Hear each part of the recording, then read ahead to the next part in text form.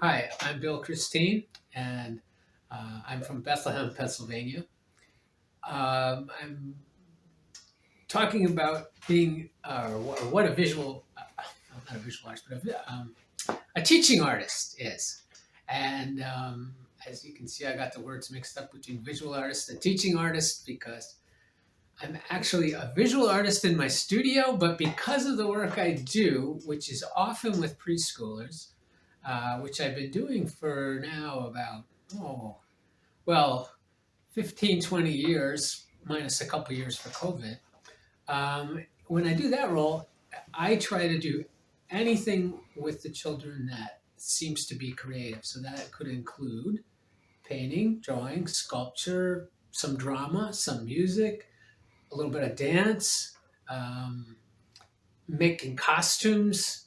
And the idea there is if a child comes to me with an idea, I try to validate their idea by trying to figure out how to make it come to fruition.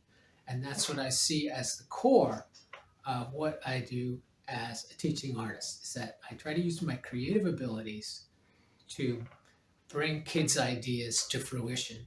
Um, Often children are told, okay, that's a nice idea, but we don't have time for it.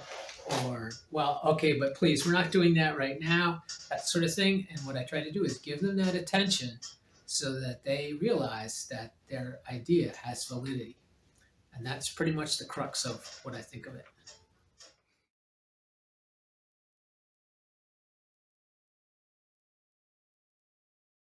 Seeing, working, and experimenting. I could elaborate if you'd like. You see a situation and you are thinking about a solution, uh, some kind of design solution or an artistic creative solution to that, and then you start working on it. And you work on it and you look at it and then you think, well, I think I'll experiment and see how far we can take this. What more can we do? How far can we go with this?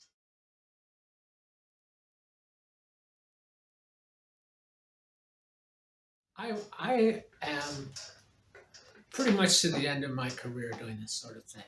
And the changes I have seen as a visual artist is that the visual artist role has tended to become more confined in that we've been asked to make lesson plans. We're asked to see, to prove sort of what we do fits objectives, curriculum objectives, that sort of thing.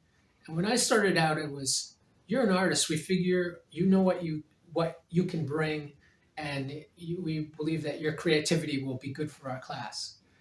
And so that's something that I think needs to be considered and dealt with for an artist's role to improve.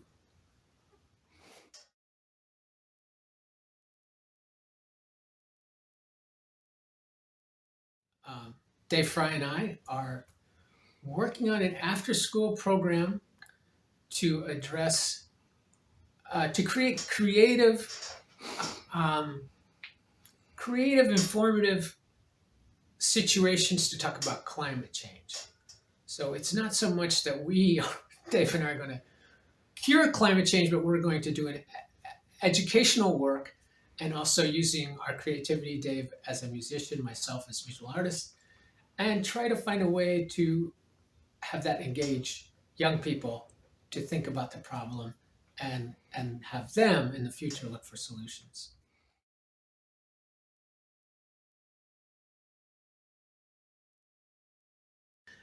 This is a painting in a series of paintings that I've been working on for several years, based on my wife's um, what, native plant garden.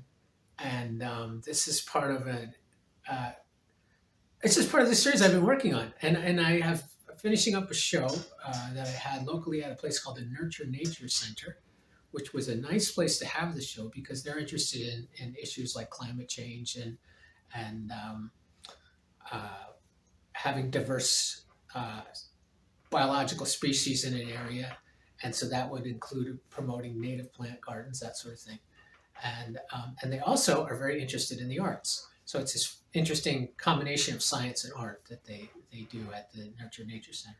I'm also getting ready to have an exhibition of landscape painters in New York in a couple of weeks, and that's called The Light of Day. And that'll be fascinating for me because it's sort of intergenerational. One of my teachers is in the show, and she's now 94. One of the other artists is 100. So it's really generations of people who have been interested in looking at the landscape, and that's been their muse, really, for their life's work. So again, I'm Bill Christine, and thanks for taking the time to watch this, and good luck to all of you out there pitching art to everybody. Good luck.